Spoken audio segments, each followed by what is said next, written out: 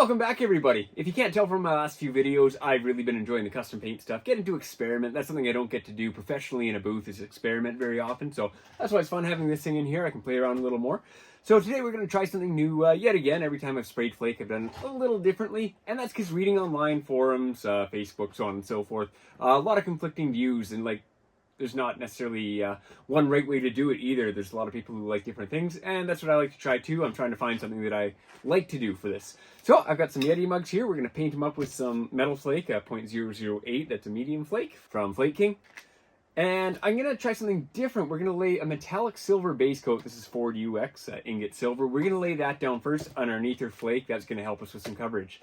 All right, we're going to skip prep on this one. You guys don't want to watch me sand. Let's get right into the booth. Let's get to it.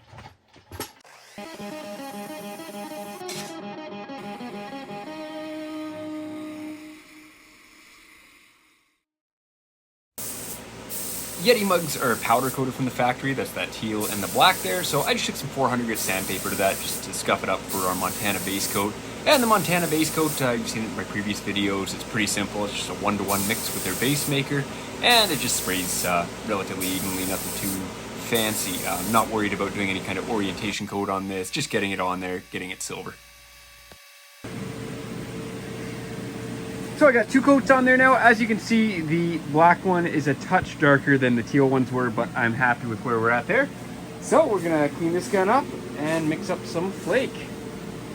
All right, guys, onto the fun stuff now. We got our clear mixed up, or first coat of clear anyway. I got about 4 ounces of product and 13 grams of flake in there. And we are going to spray it through my 1.3 RP. It sprayed the flake fairly decently on my daughter's bike in the last video. However, if I don't like how much product is actually going on, I will switch over to my 1.8 RP, which is actually my primer gun. But it'll give us sort of a medium size tip compared to my 2.5 I used to spray the very first time I used flake. So let's throw this in the gun. Let's get in there. Let's put it on those cups.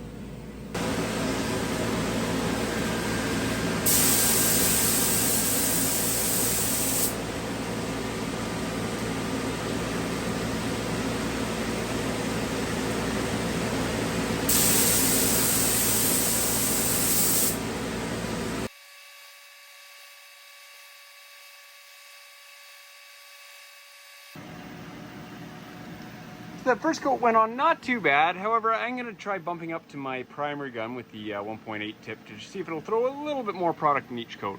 Nonetheless though, pretty happy with how those are looking.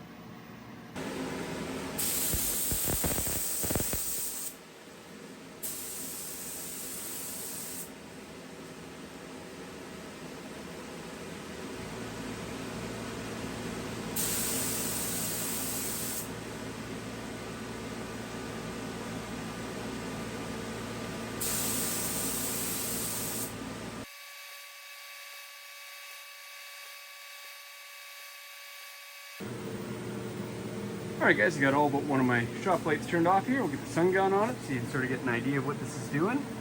And I think we're pretty close. I'm going to do one more coat here and then we should be laughing. And there we are with 3 coats of flake, guys. Keep in mind that first coat was a little lighter out of the 1.3 after switching to my 1.8 for the second 2 coats, but I'm pretty happy with that. So I've cleaned my guns up. We're going to get some clear on this. We're going to do either 3 or 4 coats of clear, sort of depends on what it takes to get the build on there that I need. So yeah, let's start spraying.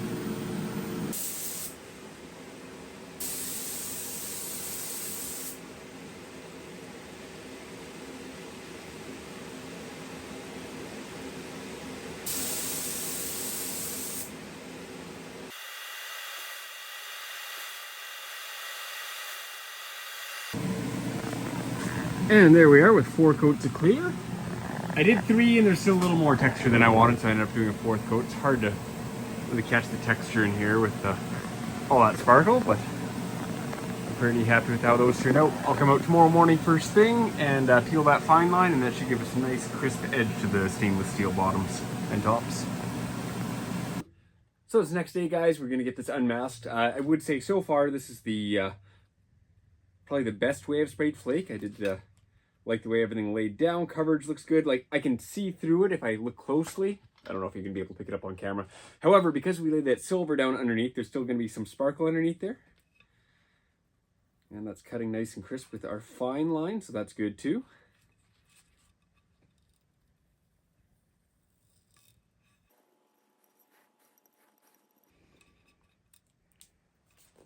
And there we go.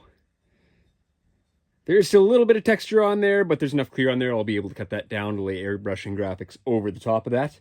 Yeah, I'm going to give it probably about 2 weeks now for this clear to harden up, because there is a lot of product on there, but then we'll be able to sand it down and have some more fun with it. Thank you so much for watching, guys. If you enjoyed this video, please be sure to hit that like and subscribe button. We will see you next time.